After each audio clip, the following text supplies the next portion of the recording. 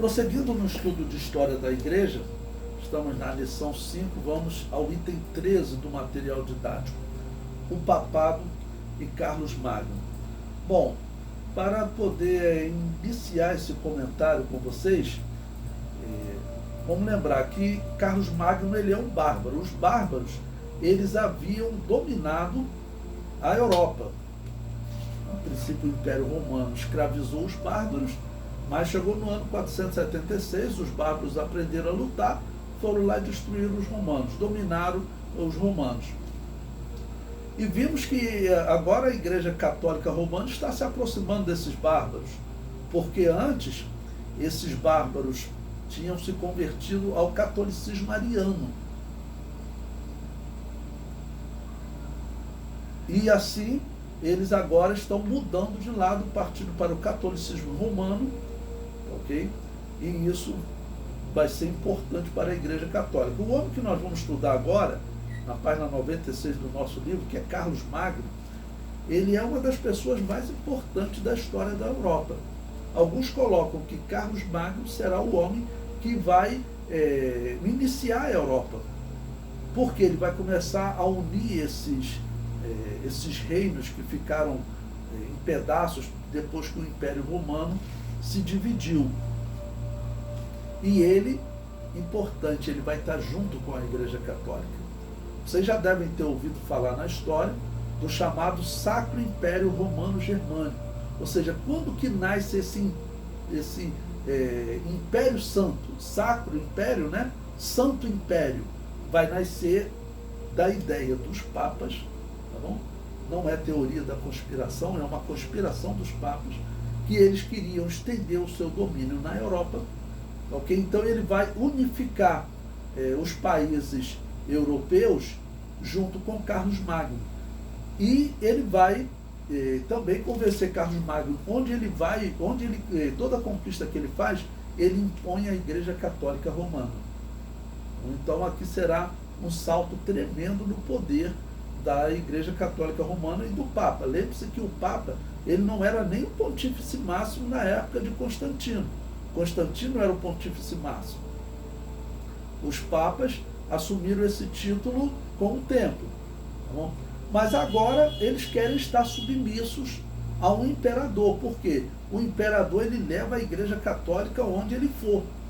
E isso fará a Igreja Católica mais forte, mais rica.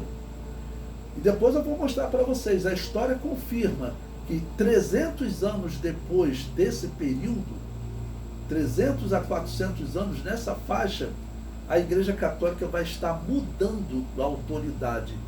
Ela não vai estar mais submissa aos imperadores, porque os imperadores nesse período, eles trocam os papas. Ele fala para um general, olha, você sai daí, agora você vai ser papa, se aposenta e você vai ser papa. Isso acontecia. Tá bom? Até que em cerca de 300 anos, tá bom, vai surgir um homem que nós vamos estudar, que é chamado de Gregório Magno. Ele vai conseguir colocar o Papa acima do imperador. Então, esse ciclo que nós estamos iniciando agora, com Carlos Magno, é um período que vai percorrer aí 300 anos, em que a autoridade do Papa vai crescer muito. O comentário diz: Carlos Magno tornou-se imperador dos francos em 758 da era cristã. Eu estou sempre colocando as datas para você se localizar. 758, olha, cerca de 400 anos, quase 450 anos depois de Constantino.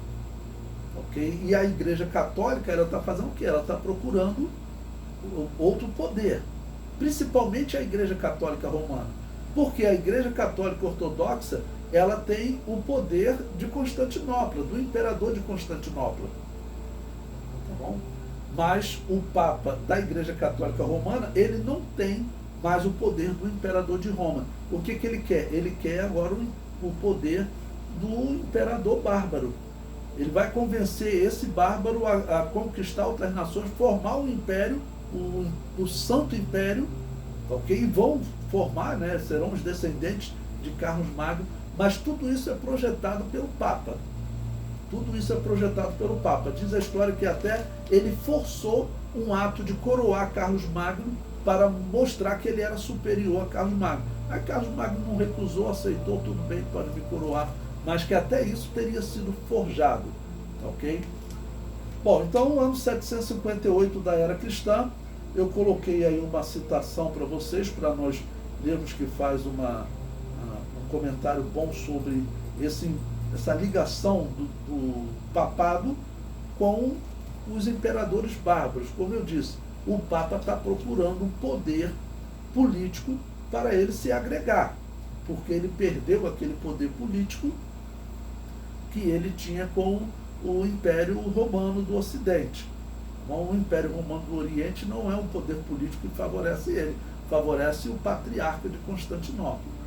Bom, o artigo diz: o imperador bizantino havia recentemente condenado como uma idolatria qualquer representação de Cristo nas igrejas e ordenou que fossem removidas, ou seja, destrói as estátuas.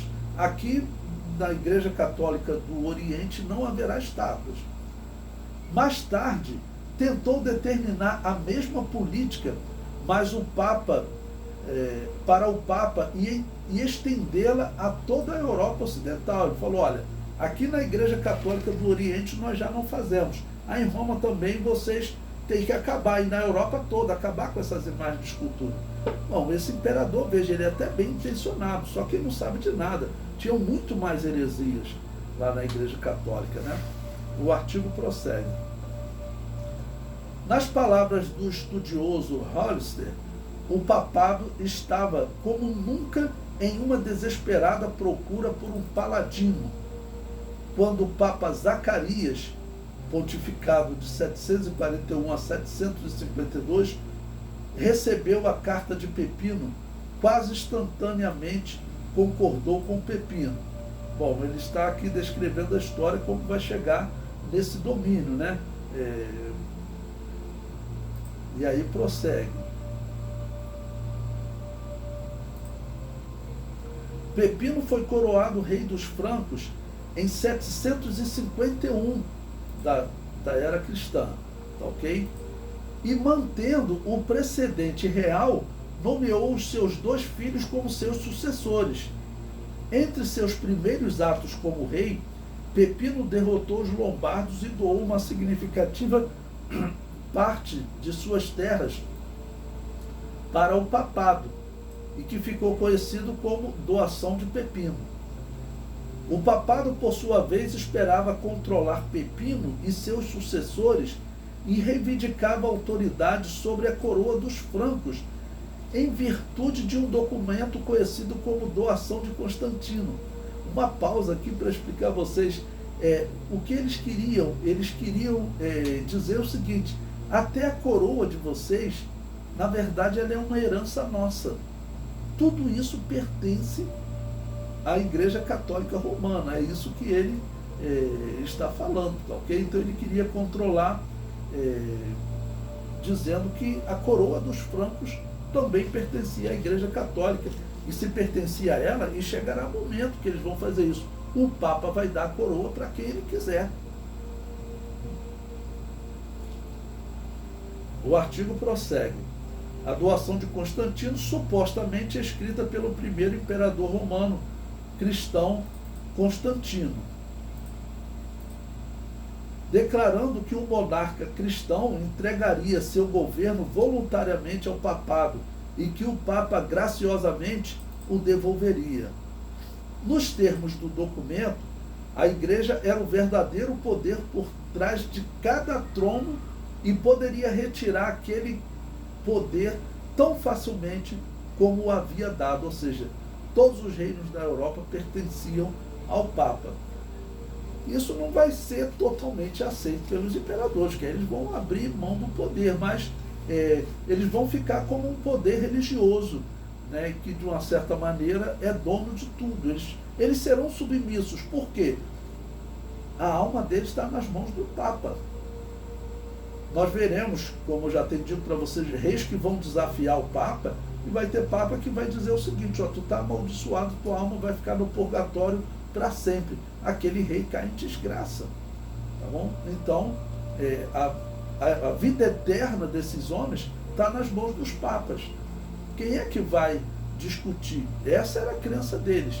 Se eu desagradar esse homem contra essa igreja, ele deixa a minha alma no purgatório. Isso já era pregado há 400 anos na Igreja Católica. A Igreja Católica ariana, ela também acreditava nisso. Todos acreditavam na purificação da alma após a morte, ou seja, o purgatório. Todos acreditavam. Só os anabatistas que não. Mas todas essas igrejas católica, copta, todas elas acreditam no purgatório. São todas igrejas pagãs. Isso não existe dúvida. Ok? Então, essa crença do purgatório era forte. Lembre-se que eles eram católicos arianos e transformaram-se em católicos romanos. E acreditavam no purgatório. Então, ele criar um problema com o Papa se tornava um problema eterno para ele. Porque o Papa falou, vou deixar tua alma no purgatório e agora? Ele podia fazer o que ele quisesse com o Papa aqui na Terra, mas a alma dele ia para o purgatório e lá ia ficar eternamente. Isso, claro, vai gerar um poder tremendo para o Papa. Ok?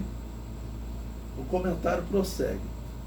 O documento era uma falsificação e não existem evidências de que Constantino tenha feito tal afirmação em qualquer ocasião. Então, está falando de novo daquela doação falsificada, tá ok?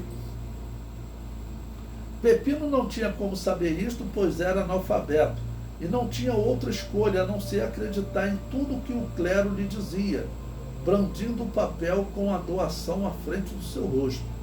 Pepino aceitou as condições da doação de Constantino, mas seu filho não.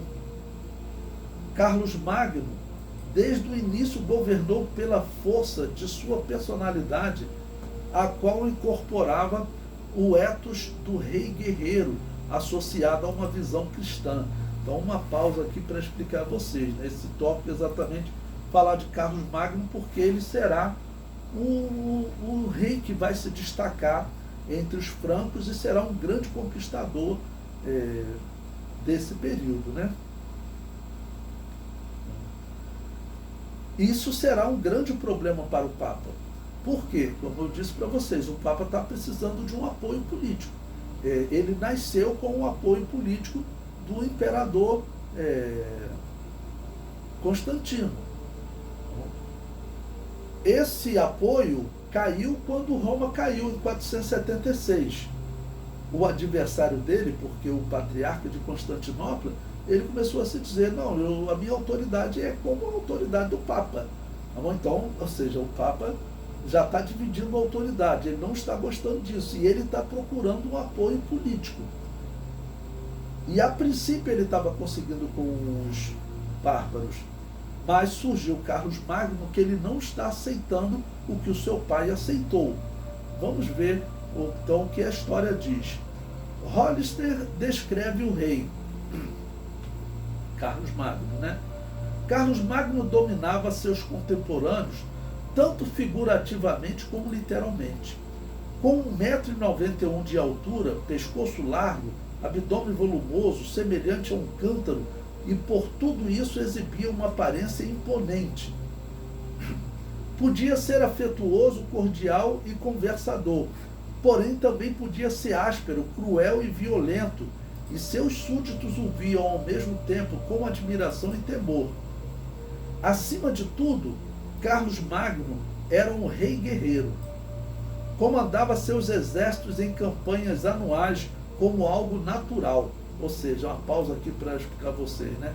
Isso aqui é um dos maiores exemplos de um imperador que ele consegue o respeito dos seus liderados, aquele que ele luta junto com os soldados. Alexandre Magno também era assim. E Carlos Magno era um guerreiro mesmo, né? Ele era um grande guerreiro, então ele lutava junto com os soldados. Isso era muito diferente dos soldados que era enviado pelo rei, que ele tinha que lutar para ganhar simplesmente um dinheiro, né? Um salário por trabalhar no exército. Então ele mesmo comandava seus exércitos em campanhas anuais, como algo natural. Somente gradualmente desenvolveu uma noção de missão cristã e um programa de união e expandiu sistematicamente o Ocidente cristão. Então veja o que vai acontecer. Ele era um rei guerreiro, rei de uma das maiores tribos, das mais ricas, das mais desenvolvidas entre os bárbaros. Lembre-se também que eles eram bárbaros, eram chamados de bárbaros, mas haviam muitas cidades naquela região já há 800 anos, porque essa região foi dominada pelo César cerca de 50 anos antes de Cristo. Nós estamos nos anos 750, então já haviam muitas cidades. Esses homens já tinham um certo desenvolvimento, tá ok? E o que ele está fazendo? Onde ele está guerreando, ele está levando o que ele chama de Ocidente cristão, ou seja, está levando, na verdade, o Ocidente católico, né? Que eles chamam de cristão, tá ok? Vou botar aqui um colchete, né? Então eles estão levando um católico, um sistema católico, que no pensamento deles seria um sistema cristão. E ele prossegue.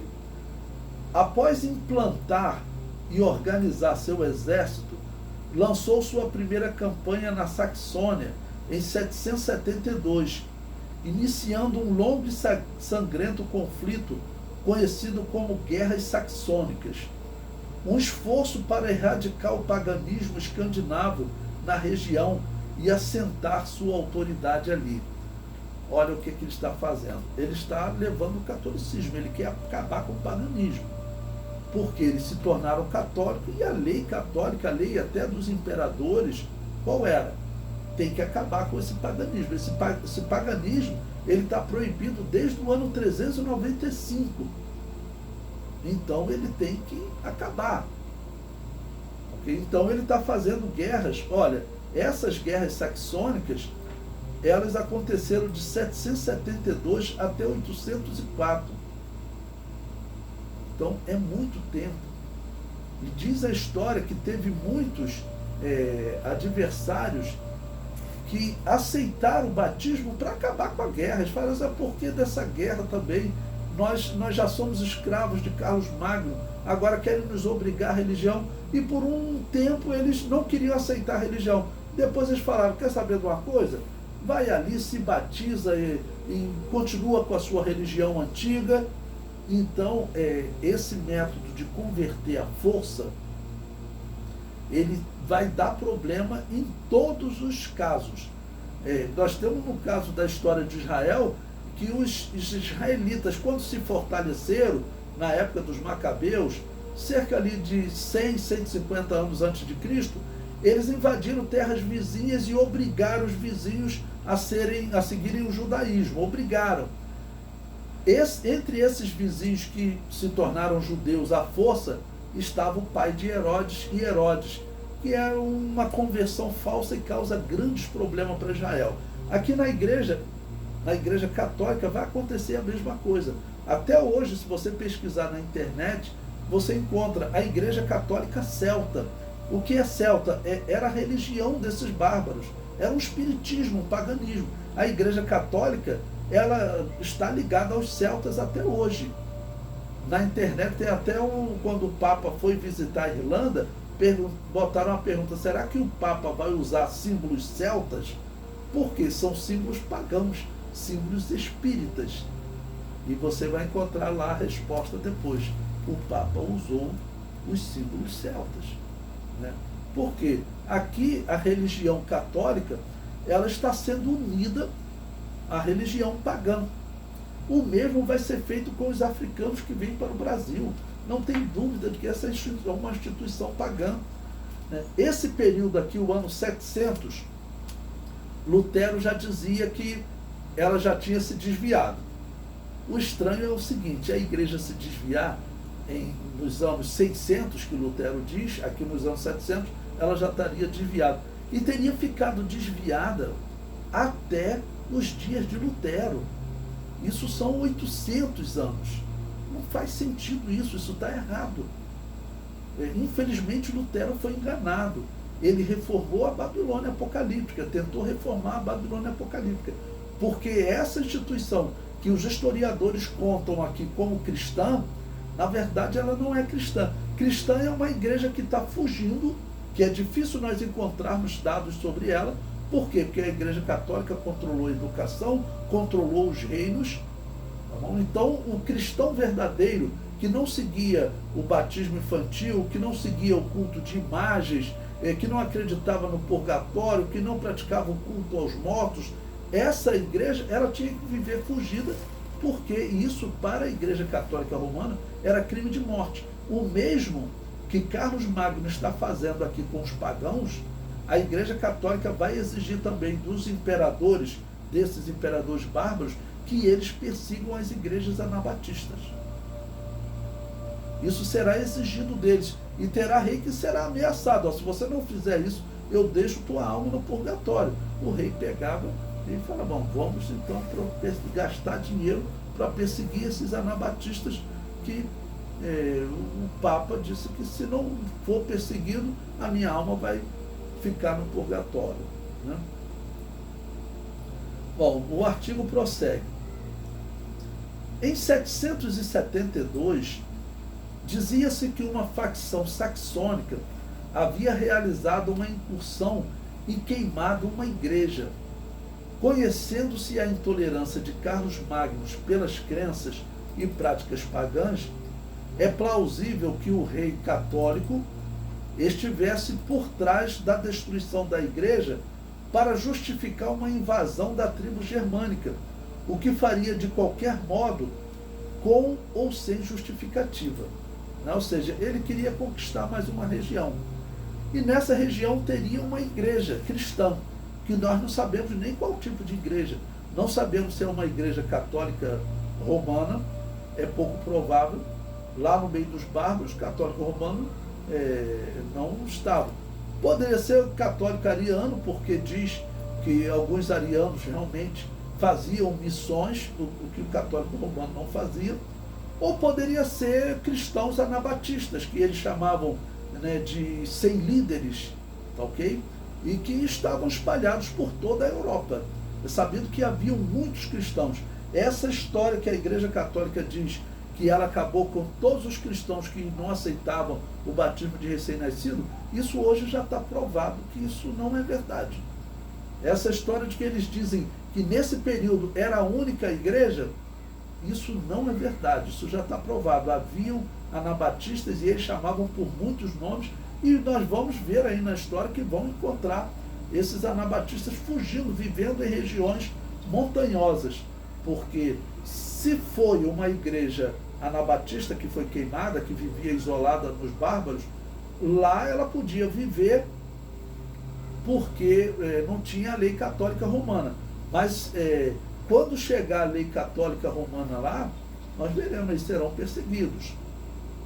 Mas aqui ele coloca até a possibilidade dessa igreja ter sido queimada a mando de Carlos Magno, para poder justificar essa invasão. Se isso for verdade, se tinha igreja anabatista lá, ela vai morrer também. Porque isso era uma lei para os católicos. Lembre-se, era uma lei desde o ano 411 da era cristã, com Agostinho de Hipona. Era a teoria da guerra justa, a teoria da guerra santa. E o próprio Agostinho de Hipona falou, se pegar um herege, pode torturar ele até ele negar a heresia. Quando ele negar a heresia e confessar a fé católica, você pode matar ele, porque isso é um ato de misericórdia. Você mandou a alma dele para o paraíso. Porque se ele morre sem confessar, ele ia para o inferno sofrer eternamente. Isso foi o que Agostinho de Hipona ensinou. E essa lei está valendo até hoje. Bom, o artigo prossegue. Em retribuição pela igreja incendiada, Carlos Magno marchou sobre a Westfália e destruiu a Irminsul, a árvore sagrada representando Yggdrasil, a árvore da vida da mitologia noruega, e massacrou muitos saxões em sua primeira campanha. Sua segunda, terceira e restantes campanhas, 18 no total, seguiram o mesmo modelo de destruição e massacre. Lembre-se do porquê ele está destruído. Porque eles são pagãos. Porque eles não seguem a religião da Igreja de Roma. Até a Igreja Católica do Oriente era mais tolerante. Por isso os anabatistas sobreviveram mais. Até eles eram tolerantes, como nós vimos, eles dialogavam até com os muçulmanos. Mas a Igreja Católica Romana, ela tem um ódio pelas outras religiões que é algo assim incrível. Eu lembro o seguinte, a Igreja Católica Romana, ela realmente é diferente das outras igrejas. Até o local onde ela está, local chamado Vaticano, já contei isso para vocês em outras vezes, vou repetir agora. O que é o Vaticano? Além dessa montanha ser dedicada a essa divindade chamada Vaticanos, esse local onde a Igreja Católica está hoje, a sua sede, ela é nada mais, nada menos do que um cemitério. Ela foi construída em cima de um cemitério. Sempre quando eu conto isso nas igrejas, as pessoas já arregalam os olhos, né? Uma igreja construída sobre um cemitério, um local de muitos ossos, já era estranho, tá ok? Mas não é um cemitério comum. O cemitério sobre o qual a Igreja Católica Romana foi construída foi o cemitério que Nero construiu para sepultar, jogar os cristãos, os milhares de cristãos que ele matava na sua arena. Ele separou nessa montanha chamada Vaticano, ali foi um cemitério, ok? E esse foi o lugar que a Igreja Católica se estabeleceu. Lembre-se que os pagãos, eles sempre faziam isso, como até hoje o Espiritismo faz. O local de consagração deles, eles enterram ossos, ou fazem coisas sobre cemitérios. E o cemitério que a Igreja Católica se estabeleceu, usou como local de consagração, é o cemitério de Nero. Isso é provado na história, né? Se você pesquisar, até lá embaixo da Igreja Católica, diz que tem ali ainda o túmulo de Pedro, porque realmente a história diz que Pedro foi morto em Roma.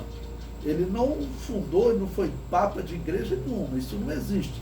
Mas que ele foi morto em Roma, isso realmente tem historiadores da igreja primitiva, antes da igreja católica ser organizada, da igreja primitiva, historiadores que contam que realmente ele morreu em Roma. E tem também a história de um sacerdote pagão que diz que eles faziam culto naquele local, né? Ele ainda chamava outros sacerdotes, olha, tem aqui um local de um dos grandes líderes dessa seita, nós matamos ele e ele está sepultado lá, e diz onde está o sepulcro de Pedro. Esse local, que é esse cemitério de Nero, foi Nero que matou Pedro, hoje o Vaticano foi construído ali em cima. Ele foi construído lá nos dias de Constantino, né? Ali naquele local. Então, eu repito, é muito estranho você usar um cemitério como um local. As igrejas, quando vão fazer, elas fazem o quê? Até colocam uma Bíblia, botam uma pedra fundamental, alguma coisa que simboliza o cristianismo. Ok? Até hoje eu não vi uma Assembleia de Deus, e com certeza nunca vou ver, que escolhe, tem um cemitério ali, e um cemitério onde sacrificavam cristãos, que existe aí até 200 anos atrás, os cristãos ainda estavam sendo mortos na Europa, ok? Você usar aquilo ali como local de consagração. Bom, o comentário prossegue. Em 782, Carlos ordenou a execução de 4.500 saxões em uma atrocidade conhecida como o Massacre de Verden, objetivando quebrar a vontade de lutar dos saxões. Falou assim, para eles não lutarem mais, para eles abandonarem o paganismo e não lutarem mais, para eles aceitarem a fé católica, vamos fazer uma execução de 4.500. Os próximos vão aceitar automaticamente. Olha o nível. E prossegue. Porém, eles ainda não entregariam sua autonomia ou repudiariam sua religião. Ou seja, eles vão até aceitar, mas não vão repudiar a religião deles. Vão manter a religião como até hoje existe o catolicismo pagão da região da Irlanda, por exemplo. Até hoje é esse catolicismo. que tem ligação com o papado oficial, né? E prossegue. Iduquind ofereceu a si próprio para o batismo, como um gesto de paz, e existem relatos de que foi batizado desaparecendo dos relatos históricos logo depois. Ou seja, um dos reis, ele teria falado o seguinte: olha, eu aceito, eu vou me batizar para acabar com esse problema, acabar com essa guerra. Ok? Mas o que se fala também é que, na verdade, ele não batizou nada, ele não acreditava na religião católica. Ele acreditava no paganismo, mas passou a ser católico, ok? Para poder acabar com essa guerra. Porque é claro que não é cristianismo esse método de obrigar as pessoas a aceitarem a fé. O triste é que nas escolas, os seus filhos, quando vão para a faculdade, eles vão ser bombardeados. Por quê? Porque dizem para eles que isso aqui era o cristianismo, matando. Olha o que o cristianismo fez na Europa. Né? Porque para eles o Papa é um grande exemplo do cristianismo. Se o Papa se junta a um homem e fala, olha, vamos fazer isso, temos que acabar com esse paganismo, temos que, mesmo matando, temos que acabar com esse paganismo. Se o Papa fala isso, para eles o Papa representa o cristianismo, eles falam, isso aqui é o cristianismo matando, são os discípulos de Jesus. E olha, vocês devem repetir para os seus filhos isso que eu estou falando para vocês antes deles irem para as faculdades. Porque eu conheço jovem que foi para a faculdade e ele se desviou, porque começaram a mostrar para ele história, essa é história, não tem como você escapar não. Isso aí foram vocês cristãos que mataram. Isso aí eu conheço irmãs que ela diz que as filhas dela, até no 2º grau, também são massacradas com esse tema. E vocês sabem que nós estamos vivendo uma geração que eles estão cada dia mais sarcástico e a cada dia mais aborrecendo o cristão, né? Aborrecendo naquele sentido de ter aversão ao cristão. Isso está acontecendo nas nossas escolas. Para piorar a situação, tem cristãos dizendo que eles aqui eram cristãos, que essa igreja católica era a igreja cristã, que o Papa era um representante do cristianismo. Isso é um problema sério. Tem cristãos que dizem que Agostinho de Hipona, que foi o que organizou essa teoria da guerra justa, Carlos Magno está matando aqui graças à doutrina de Agostinho de Hipona. Ok? Então, esse homem, ele está sendo chamado de santo na igreja cristã. Isso é inaceitável, né? Mas, infelizmente, está acontecendo. Ok? Para concluir, o Papa Leão III, pontificado de 795 a 816, foi atacado por uma turba nas ruas de Roma e foi forçado a fugir. Uma revolta popular. Lembre-se que agora essa era uma região controlada pelo Papa. Ele era governador e era também governador da igreja. Ele era governador político e governador religioso. Se a coisa não estava boa, às vezes atacava-se o governador, né? Então aqui estão atacando o Papa. O tumulto fora provocado pelos nobres romanos, os quais, esperando substituir Leão III com um de seus amigos, acusaram-no de imoralidade e abuso no cargo. Leão foi ter com Carlos Magno por proteção e, aconselhado por seu erudito conselheiro, o intelectual Alcuin, Carlos concordou em acompanhar Leão de volta a Roma para limpar seu nome, o que então foi feito. Mais uma pausa aqui para explicar a vocês. Então, observe, o poder político que o Papa estava procurando, que eu tenho dito para vocês, ele consegue agora. Porque agora o maior reino da Europa, ele é um protetor do Papa e daquela região que ele governava. O artigo prossegue. O historiador Norman Cantor descreve assim os eventos.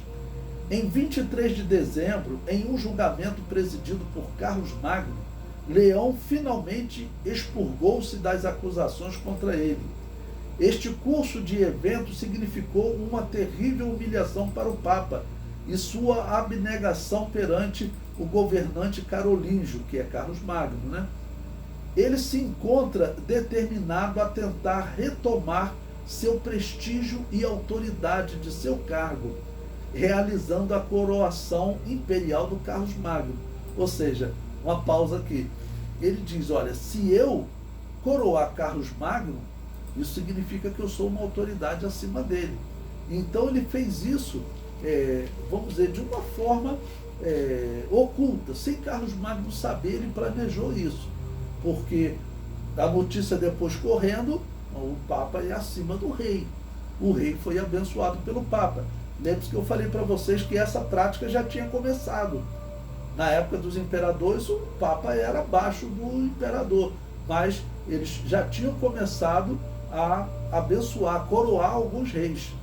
E agora ele vai fazer isso com o maior dos reis da Europa, né? Carlos Magno. O comentário prossegue. No dia do Natal do ano 800, quando Carlos subiu para rezar perante o túmulo de São Pedro, o Papa Leão repentinamente colocou a coroa sobre a cabeça do rei e o bem ensaiado clero romano, junto com o povo, gritaram: Carlos Augusto, coroado grande e pacificador dos romanos, vida e vitória. Bom, observe o que eles fizeram aqui. Mantiveram o nome Carlos, de Carlos Magno, né? Augusto era o título do imperador máximo do Império Romano. Lembre-se que teve momentos que o Império Romano estava dividido, lá nos dias de Constantino, por exemplo, do pai de Constantino. O pai de Constantino, ele era um César, porque o Império Romano estava dividido em 4 partes.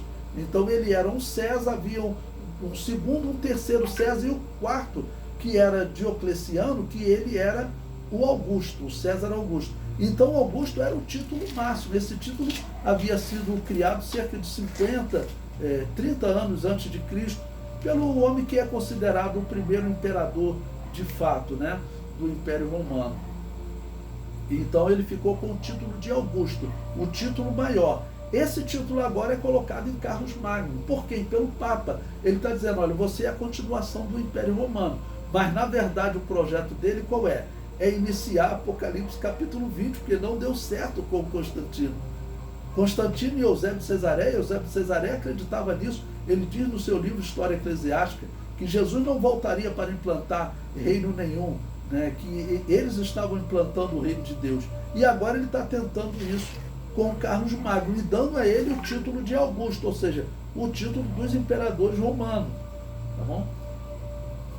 O artigo prossegue. Embora o próprio Carlos Magno nunca tenha sido afetado pela absurda fraude da igreja na doação de Constantino, seus descendentes não foram tão fortes em resistir, e a última dinastia carolíngia sofria, consequentemente, à medida que os papas asseguravam e reafirmavam a suposta autoridade política deles.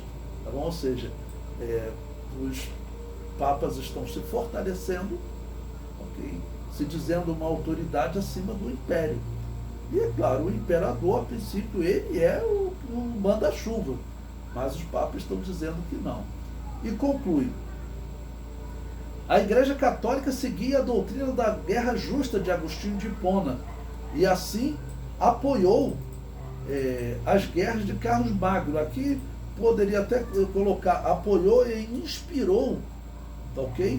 As guerras de Carlos Magno, porque foram os católicos que falaram, os pagãos têm que morrer. Carlos Magno, ele não estava aí para perseguir os pagãos, ele conquistava, faz parte do meu reino, acabou.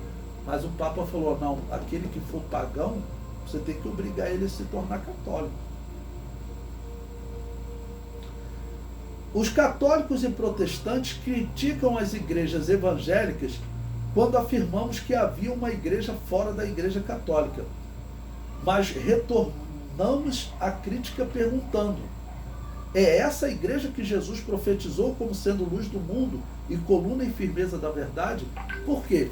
Se você chegar para um protestante que conhece história, ele vai dizer, nada disso é verdade não, a igreja católica era a igreja de Jesus sim. O protestante tem que falar isso, porque ele saiu da igreja católica. Mas nós evangélicos, nós não saímos da igreja católica.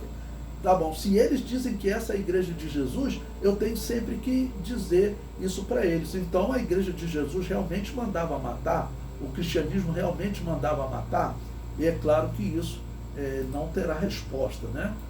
Porque não tem como alguém dizer que a igreja de Jesus mandava matar, dizer que isso é reino de Deus.